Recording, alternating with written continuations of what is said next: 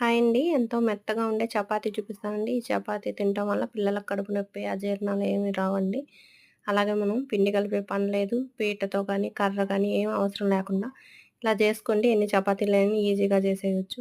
ఒక కప్పు నిండా గోధుమ పిండి తీసుకోండి. కొంచెం సాల్ట్ ఏసుకొని, కాచి చల్లార్చిన పాలు ఒక టీ గ్లాస్ ఏసుకొని, అలాగే మనం పిండి తీసుకున్న కప్పుతో ముప్పావు కప్పు నీళ్లు పోసుకొని ఇలా పిండి జారుగా కలిపి పెట్టుకోండి.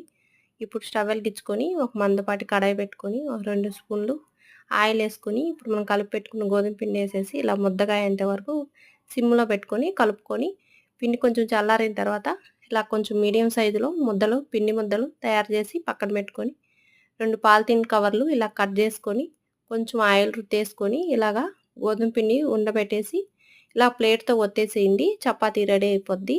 ఇప్పుడు స్టవ్ వెలిగించుకొని ప్యాన్ పెట్టుకొని కొంచెం ఆయిల్ స్ప్రెడ్ చేసి చపాతీని 2 పక్కల ఎర్రగా కాలిన తర్వాత